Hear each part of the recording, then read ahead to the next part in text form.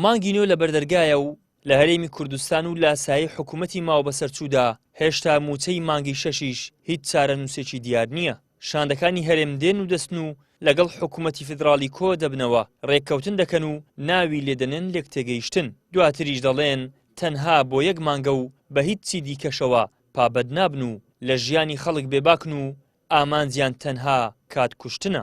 ڕادەستکردنی ئەم نەوتەیەکەوە لە هەرێم بەرهەم دەهێنرێتن کە ئەمە خاڵێکی بنەڕەتیە. بەغدا دەڵێت تاوەکو نەوتەکەم تەسلیم نەکرێت من ئامادەنی موچە بنێرم. خاڵی دومیش داهاتی نانەوتی کە لەسەر 120 میلیارد دینار ڕێککەوتون کە ئەمەش مانگانە بینێرن. بابەتی تەوتینیش بابەتێکە بۆ ئەم چەند مانگەی داهاتوو دانراوە کە دەبێت تەوتینی موچە خۆران بکرێتن لە ڕێگای بانکە فیدراڵیەکان کە بەغدا پێیوە ڕازی بێتن.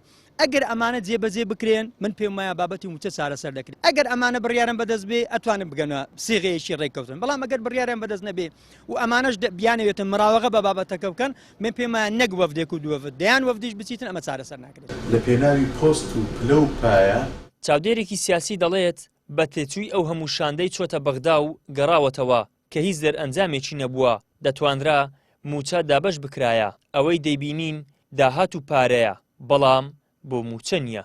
حیفم پێدێتن هەرێمی کوردستانێکی گەورە کە هەرێمێکە 30 ساڵ 34 ساڵ حکومڕانی دەکاتن ئێستا هەموو کێشەکانی کۆکردبیتەوە لە داواکردنی موچە. ئەویش وەکو دەرۆزە وەکو سوالکردن شان دەڕوا و شاندێتن. ئەگەر بێت و ئەو شاندانە کۆ بکەینەوە تەنها پارەی شاندەکانی حکوومەتی هەرێمی کوردستان بەشی موچەخۆرانی دەکرد ئیفادی ئەو شاندانەی کە چوینە عێراق و گەڕاینەوە بە دەیان دۆلار و دەیان ملیۆن دیناریان سەرف کردیە. ئەو پارانە هەمووی کۆکرابە ئێستا 2 موچە 3 موچەی فەرمانبەرانی هەرێمی کوردستان دەدرا. 11 ساڵە خەڵکی هەرێمی کوردستان بارمتەی بێباکی و نەبوونی دەسەڵاتدارانێکە کە لە خەمیان دابن، نەخۆیان ژیانی خەڵکیان پێبەڕێوە دەچێت و نەپابەندی ڕێککەوتنەکانیش لەگەڵ بەغدا دەبن. لە جێی دابینکردنی ژیانێکی شایستە وەک مافێکی سەرەتایی ئیشیان بۆ تەمنەت و دروشمبازی و فرۆشتنەوەی کوردایەتی بە خەڵک. ئیدریس محەممەد، کەناڵی ئاسمانی پەیام، هەولێر.